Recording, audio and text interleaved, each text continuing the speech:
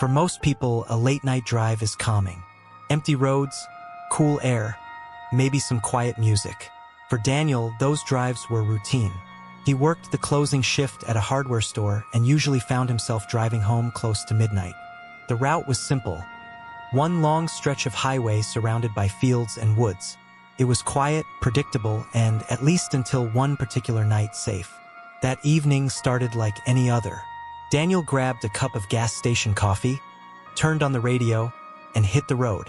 The highway stretched endlessly ahead, painted only by the beam of his headlights. In the rearview mirror, there was nothing but black sky and a ribbon of asphalt. About 20 minutes into his drive, he noticed a pair of headlights appear in the distance behind him. They grew closer until they settled directly on his bumper. Daniel figured the driver would just pass him. Everyone did eventually. But this car didn't. He changed lanes. The car followed. He slowed down. The car slowed down. Now the headlights filled his mirrors, glaring so bright he could barely see. His chest tightened. Maybe the driver was drunk? Or maybe it was some impatient teenager trying to mess with him. Either way, Daniel gripped the wheel tighter and told himself to ignore it. But the driver wasn't ignoring him. Whenever Daniel accelerated, the car matched his speed. Whenever he switched lanes, it shifted right with him. And then, just when Daniel thought it might finally pass, the car swerved slightly into the next lane, before easing back behind him again. Deliberate, teasing. The unease in Daniel's gut grew into panic. He checked his phone, no signal. Out here, you could drive 10 miles before getting a single bar. Up ahead, he spotted a blue sign for a rest stop. Relief flooded through him. With a sharp turn, he pulled off the highway and into the nearly empty lot. The car followed. Daniel parked near the building, under one of the tall lamps. His plan was simple. Jump out, get inside, and let the cameras and cashier scare this person off. But when he turned to look, his stomach dropped. The car hadn't parked. It was idling at the far end of the lot, its headlights still on him. The driver sat motionless. Daniel forced himself to act casual.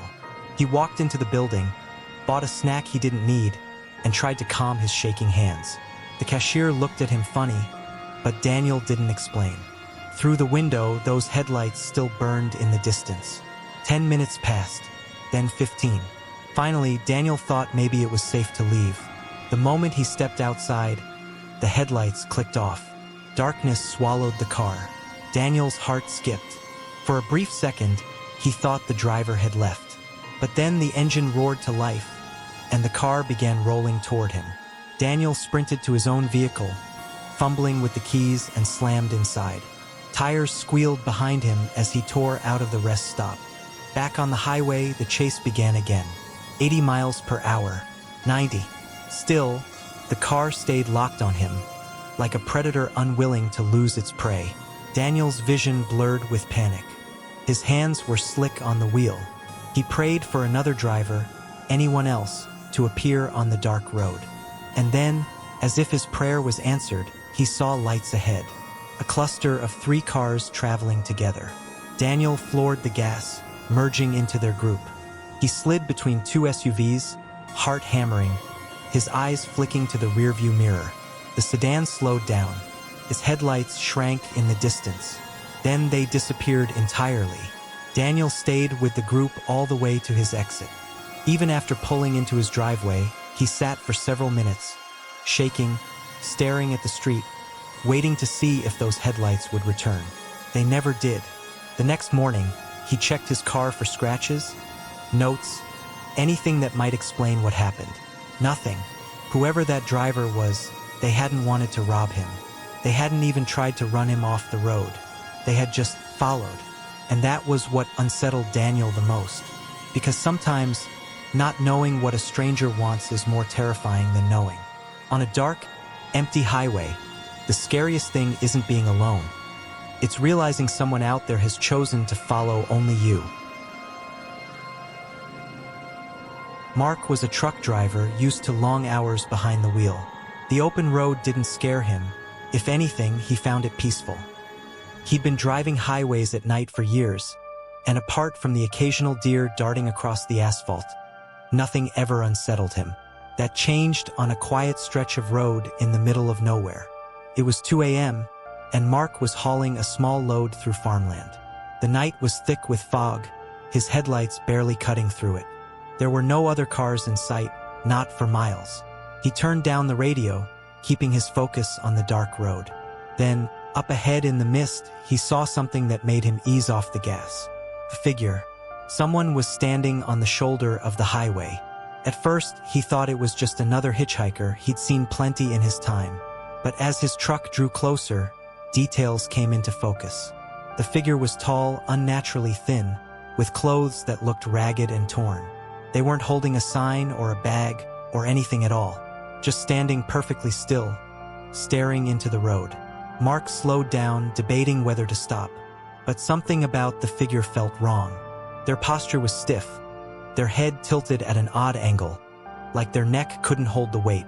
As his truck passed, the figure turned its head. Not slowly, not like a normal person. It snapped toward him, eyes catching the beam of his headlights. Mark's skin prickled. The man's face, or what looked like a face, was pale, almost gray, with hollow, sunken eyes that seemed too wide. The truck roared past, and for a moment, Mark thought it was over. He gripped the wheel, telling himself it was just exhaustion playing tricks on him. Then he checked his mirror. The figure was walking into the road. Mark's stomach dropped. He pressed harder on the accelerator, his truck rattling as the speedometer climbed. But when he looked again, his chest tightened even more. The figure was closer.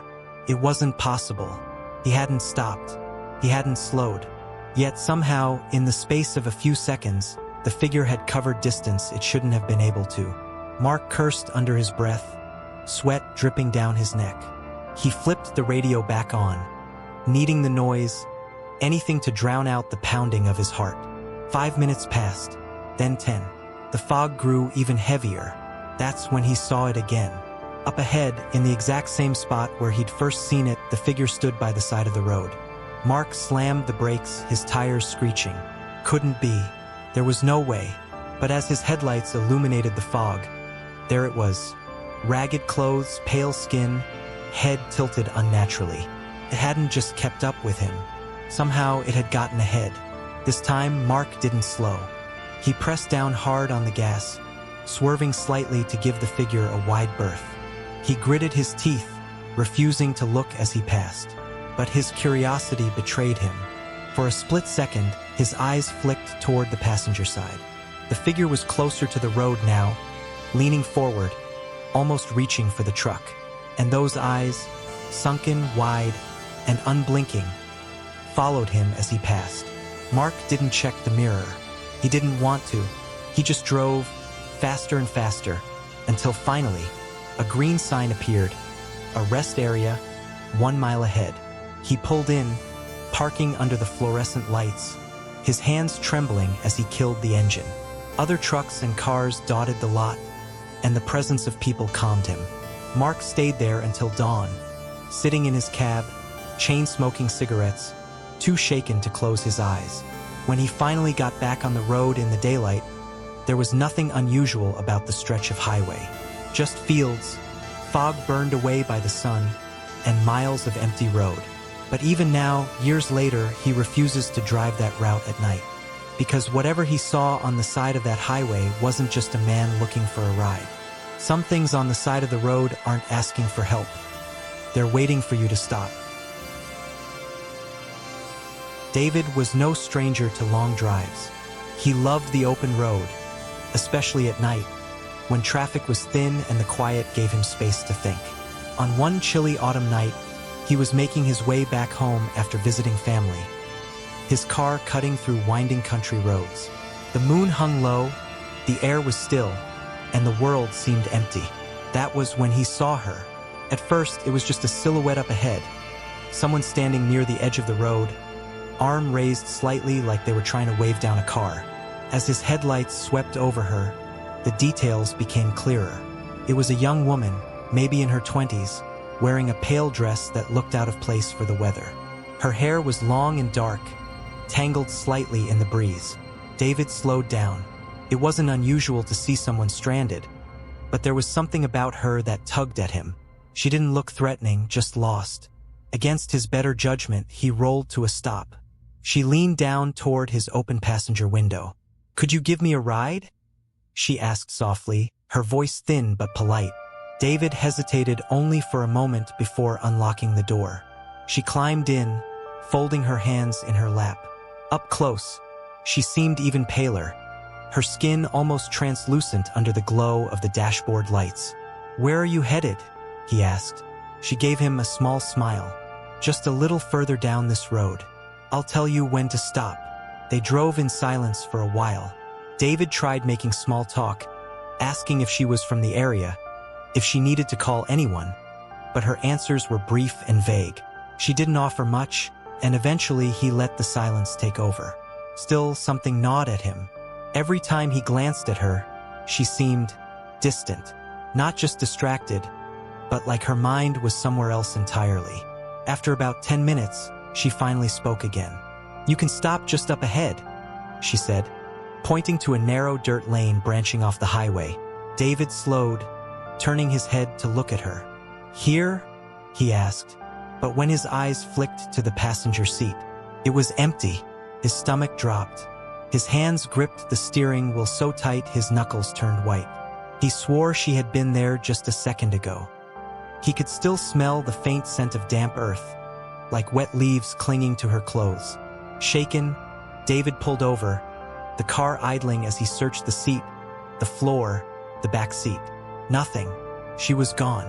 He sat frozen for several minutes, heart pounding, trying to convince himself he was overtired, hallucinating, anything. But then he noticed something that made his blood run cold. The passenger seatbelt was still buckled. He hadn't touched it. She had. David didn't sleep that night.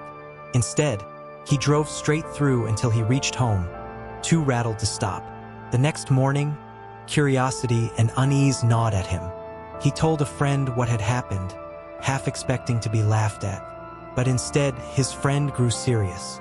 "There's a story about that road," he said. "Years ago, a young woman died in a car accident right where that dirt lane begins. People say she still appears to drivers, asking for rides, trying to get home." David didn't know what to believe. All he knew was that he had picked up someone that night. He had seen her, spoken to her, even heard the seatbelt click. And then she had vanished. Now, whenever he drives that stretch of road, he keeps his doors locked and his eyes fixed on the center line. Because sometimes, late at night, he thinks he sees a pale figure standing by the roadside, arm outstretched, waiting for another driver to stop. Some passengers never make it to their destination because they've already been there too long.